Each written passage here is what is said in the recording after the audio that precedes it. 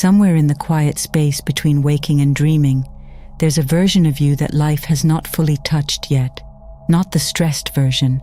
Not the version scrolling through noise, reacting to headlines, comparing yourself to strangers, carrying old fears like stones in your pockets.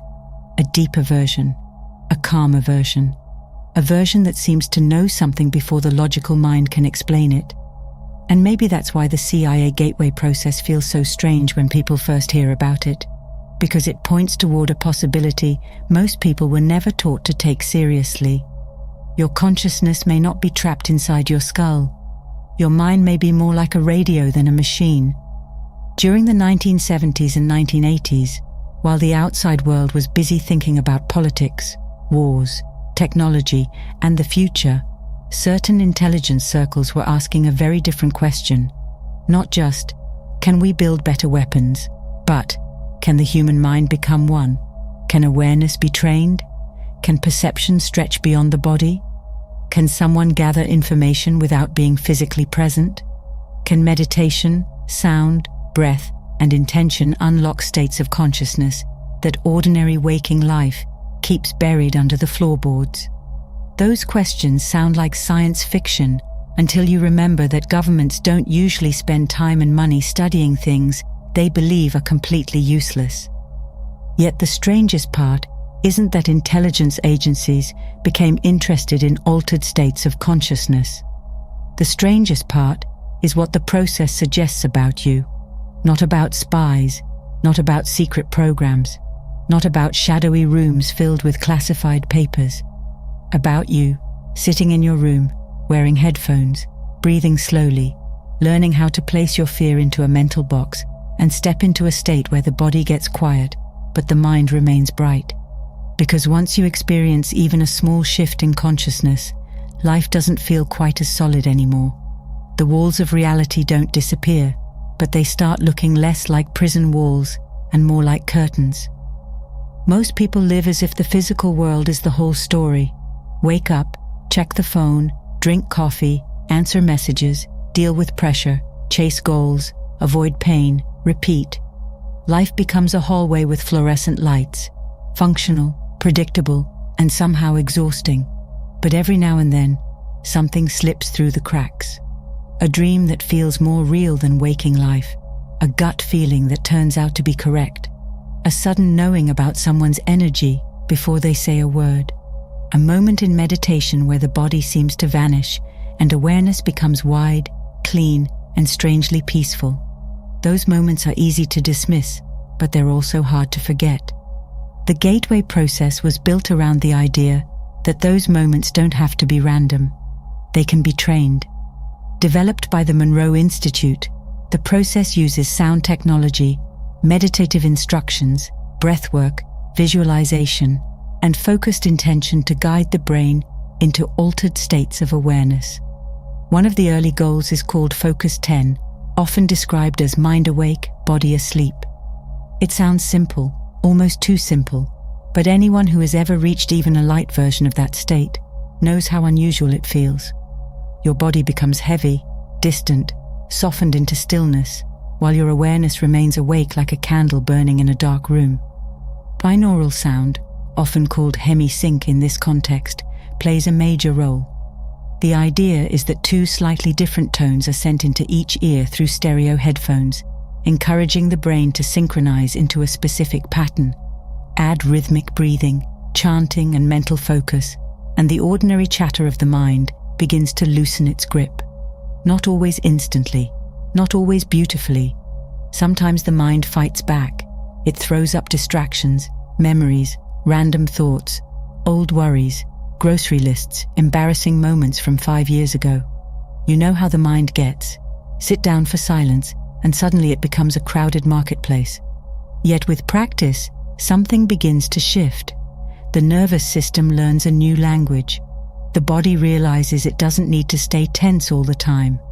The mind starts to understand that awareness can be directed instead of dragged around by every fear and impulse. A person who has been living like a leaf in the wind begins to feel, maybe for the first time in a long time, that they can place their attention somewhere on purpose. And attention is not a small thing. Attention is the steering wheel of reality. Wherever it keeps returning, life begins to organize itself around that signal. Here's where the gateway process becomes more than just meditation with interesting sounds. Before the deeper work begins, there's preparation. And that preparation may be the most important part. Many people want the mystical experience, the astral travel, the psychic flash, the vivid dream, the feeling of leaving the body. They want the fireworks. But fireworks without grounding can burn the whole field down. Before consciousness expands, it needs containment. Before you walk into the ocean, you need to know how to swim. One of the first tools is the energy conversion box. Simple idea, powerful effect.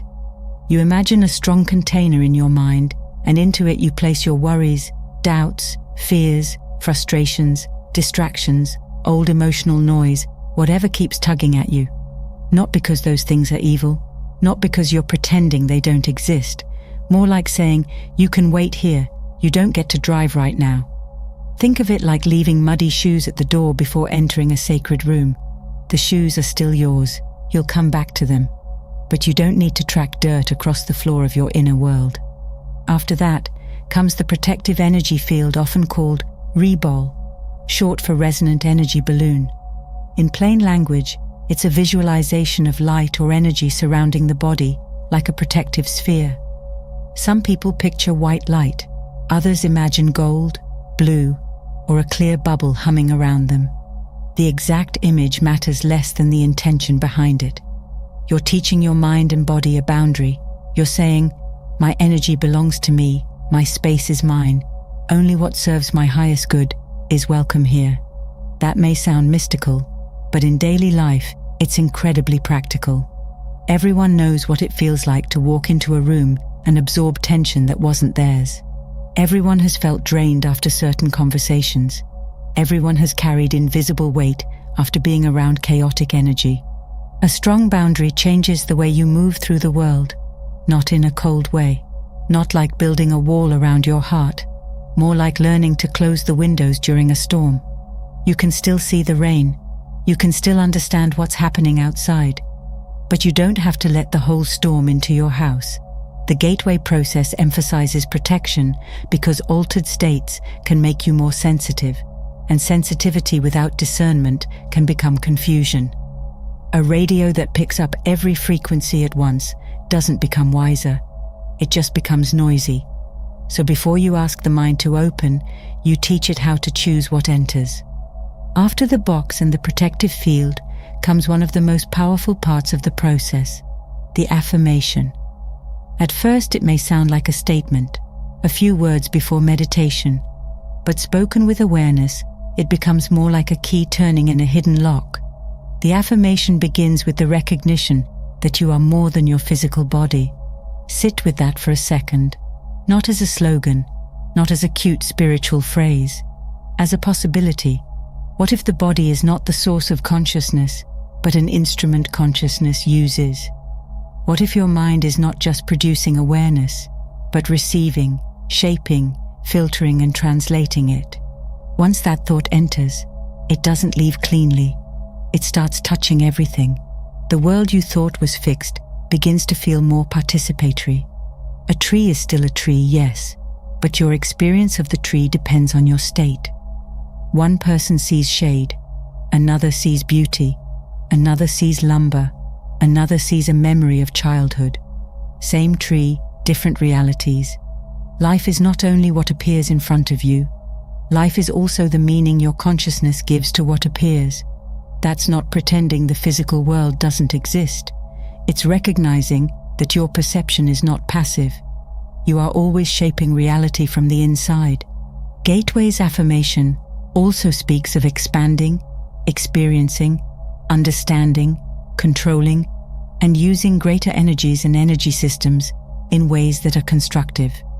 That word, control, can make people uncomfortable, but here it doesn't mean domination. It means responsibility. It means no longer letting every mood, fear, trend, argument, headline or old wound grab the remote control of your mind. Most people are being programmed all day without noticing. Music, media, social pressure, family beliefs, cultural fears, personal trauma, random opinions from people who don't even know themselves. The mind becomes a house where everyone has a key except the owner. Conscious practice takes the key back. Slowly, gently, sometimes clumsily, you begin to notice the difference between ego noise and deeper guidance. Ego usually rushes. It panics, repeats, criticizes, predicts disaster, compares, complains, and tightens the chest. Higher guidance feels different, quieter, cleaner. It doesn't flatter you, but it doesn't attack you either. It may arrive as a calm knowing, a new angle, a sentence that seems to float up from somewhere beneath thought, like a friend in the back seat who has been silent for most of the drive, waiting for the anxious passenger in the front to stop screaming directions. A person doesn't walk through this kind of doorway and come back exactly the same. Maybe there are no dramatic visions at first. Maybe no out-of-body journey, no cosmic fireworks, no mystical thunder. Fine. Sometimes the first change is quieter. You react less. You catch negative thoughts faster. You notice when fear is dressing itself up as logic. You stop believing every anxious story your mind tries to sell you. Small shifts, yes, but small shifts in consciousness can redirect an entire life. A ship doesn't need to turn much at the beginning to end up in a completely different ocean.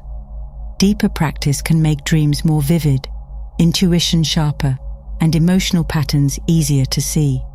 Some people describe feeling more connected to their body. Others feel less trapped by it. Some use the process for relaxation and focus. Others explore lucid dreaming, remote viewing, or out-of-body states. Yet chasing abilities can become a trap. The real treasure is not, can you see across the world? The real treasure is, can you finally see yourself clearly? Can you notice the fear before it becomes a decision? Can you place a painful thought into the box instead of building a life around it? Can you protect your energy without becoming bitter? Can you open your mind without losing your grounding?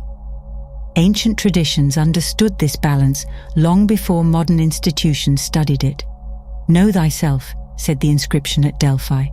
Not collect strange experiences, not prove you are powerful. Know thyself, because without self-knowledge, expanded perception can inflate the ego instead of freeing the soul.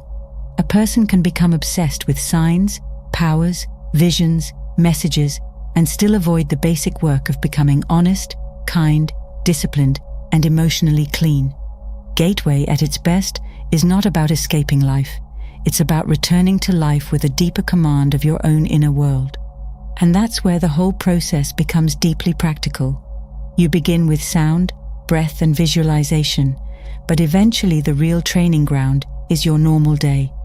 The argument you don't need to win, the habit you no longer feed, the fear you stop worshipping, the intuition you finally trust, the energy you stop giving away to people who only know how to drain it. Trying the gateway process doesn't have to make you strange.